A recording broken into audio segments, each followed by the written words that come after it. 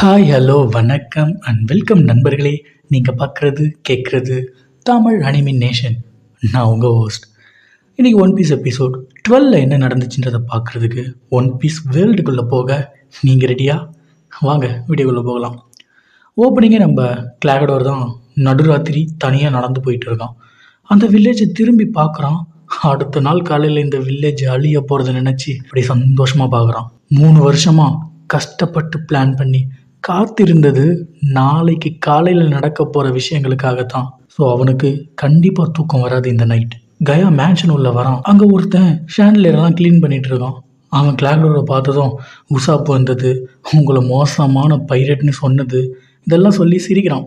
உசாப் எவ்வளோ பெரிய பொய்க்காரன், உங்களை மாதிரி நல்லவரை இப்படி சொல்கிறானேன்னு அவனை அடித்து துரத்துனதெல்லாம் கிளாக்டோர்கிட்ட அவன் சொல்லிட்டு இருக்கான். கிளாக்டோர் மனசுக்குள்ளேயே சிரிச்சுட்டு அப்படியே விண்டோ பக்கம் போய் நிற்கிறான். அங்கே ஒரு கிஃப்ட் பாக்ஸ் இருக்குது. என்ன இதுன்னு கேட்குறான். அந்த க்ளீன் பண்ணிட்டு இருந்தவன், கயா மேடம் வாங்கினாங்க இந்த கிஃப்ட் உங்களுக்காக. நீங்கள் இந்த மேன்ஷனுக்கு வந்து நாளையோட 3 வருஷம் ஆக போகுது. ஸோ உங்களுக்காக ஒரு கண்ணாடி வாங்கியிருக்காங்க. இப்போ நீங்கள் போட்டிருக்க இந்த கிளாஸ் லூஸாக இருக்குது, அடிக்கடி நீங்கள் அதை உங்கள் கையால் எடுத்து அட்ஜஸ்ட் பண்ணுறீங்கல்ல, ஸோ அதுக்காக உங்களுக்காக இதை வாங்கினாங்க. எவ்வளோ ஸ்வீட்டில் நம்ம கயா மேடம் அப்படின்னு சொல்லிட்டு அந்த க்ளீன் பண்ணிட்டு நான் சொல்கிறான். கிளாக்டர் அந்த கிஃப்ட்டை ஓப்பன் பண்ணுறான். உள்ளே இருந்து அந்த கண்ணாடியை பார்க்குறான். இன்னும் சில மணி நேரத்தில் அவனோட பிளான் சக்ஸஸ்ஃபுல்லாக நடக்க போகுது.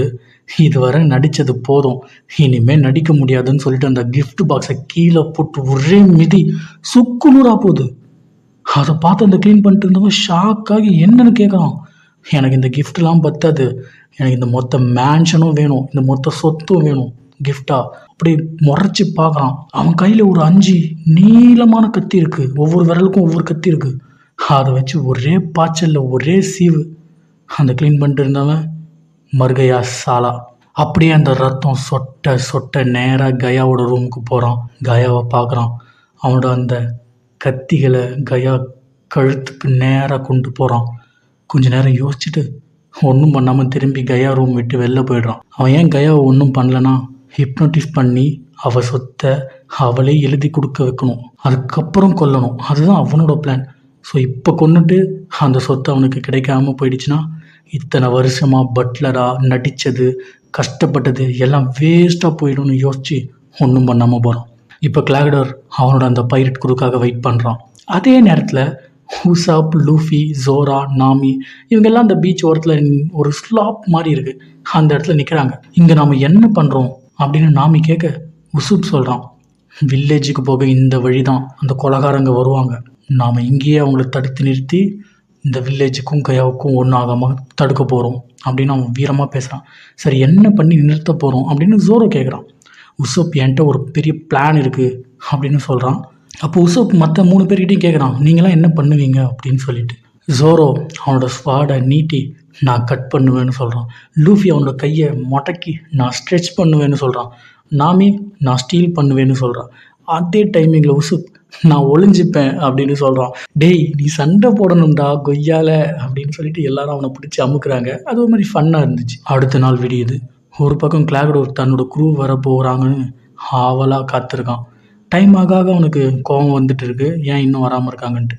இந்த பக்கம் உசுப் ஆல்ரெடி சொன்ன மாதிரி அவனோட பிளானை எக்ஸிக்யூட் பண்ணுறான். அந்த ஸ்லோப் மாதிரி இடத்துல ஃபுல்லாக ஆயில் பேரல்ஸை கவுத்து விட்டு இனிமேல் இந்த வழியாக அவங்களால வர முடியாதுன்னு நான் அவங்கள தடுத்துட்டேன்னு சொல்கிறான்.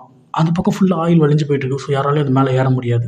இதை பார்க்கும்போது நமக்கு என்ன தோணுதுன்னா, சீப்பத்திருந்தா எப்படி ராசா கல்யாணம் நிற்குன்ற மாதிரி இருக்கலாம். பட் அது ஒரு நல்ல பிளான். அப்போ நாமிக்கு ஒரு சத்தம் கேட்குது. அந்த சத்தம் அதிகமாகுது, கூச்சலாக மாறுது. அப்போ தான் உசாப் அலறான்.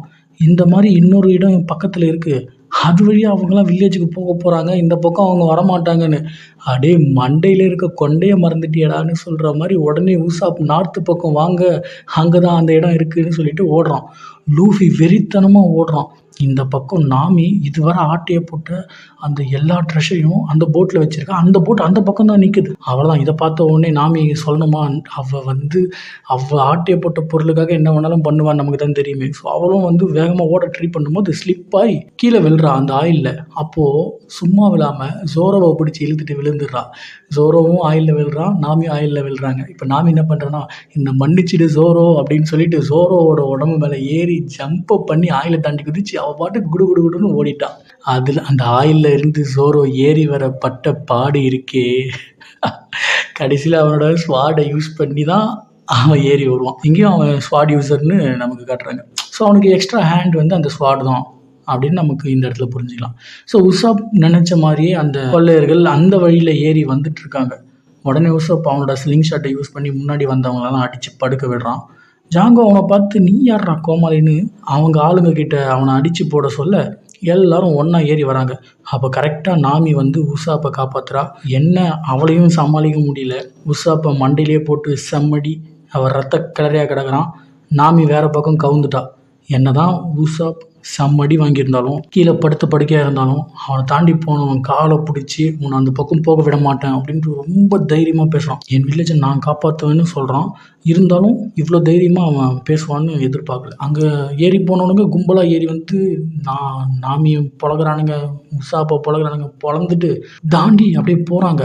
உசாப்பால் தடுக்க முடியல. மூஞ்சி மாரெல்லாம் பேந்து போய் அழுகுறான். முடியலையே அப்படின்னு சொல்லிட்டு அவன் அழுகுறான். நாமி ஒரு பக்கம் ஃபீல் பண்ணிட்டுருக்கா. ஷேடோ அப்படியே அவங்க மேலே பறந்து போகுது. ஒரே கூச்சல். என்னன்னு பார்த்தா இவங்களை தாண்டி போன மொத்த பேரும் பறந்து போயிட்டு ஜாங்கோ பக்கமாக விழுறானுங்க. திரும்ப கீழே போயிட்டு விழுறானுங்க மொத்தமாக. ஜாங்கோவுக்கு ஷாக்கு. என்னடா நடந்துச்சு, எப்படிடா இப்படிலாம் நடக்குது அப்படின்னு சொல்லிட்டு அவன் அப்படியே யார் அது அப்படின்னு பார்க்குறான். உசாப்பும் நாமியும் அப்படியே பார்க்குறாங்க. அப்போ தான் என்ட்ரி நம்ம லூஃபி அண்டு ஜோரோவோட என்ட்ரி. கேப்டன் வைஸ் கேப்டன் 2 பேரும் வந்து அப்படி நிற்கிறாங்க.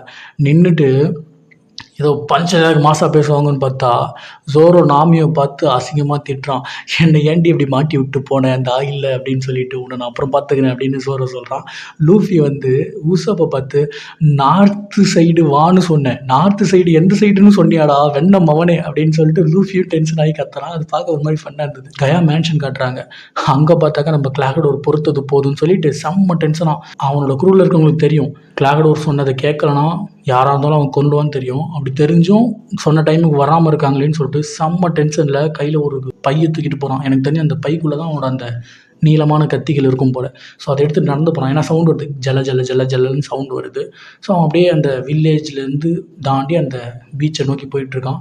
அப்போ அந்த 3 குட்டி குஞ்சான்ஸ் இருப்பாங்கள்ல, அதில் ஒருத்தன் வந்து ஒரு மரத்து பின்னாடி இருந்து பார்க்குறான். என்ன கிளாகடோர் இவ்வளோ காலங்காத்தால் இந்த பக்கமாக போயிட்டுருக்கான், ஸோ என்னமோ நடக்க போகுது அப்படின்னு சொல்லிட்டு அவன் யோசிக்கிற மாதிரி அப்படியே இந்த எபிசோட் முடியுது.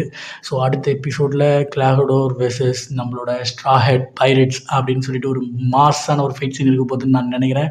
ஸோ அந்த எபிசோட் பார்க்க மறக்காம நம்ம சேனலை சப்ஸ்கிரைப் பண்ணி வச்சுங்க. அப்போ தான் நான் வீடியோ போட்ட உடனே உங்களுக்கு நோட்டிஃபிகேஷனில் வரும். வீடியோ பிடிச்சிருந்தா லைக் பண்ணுங்கள். டாடா.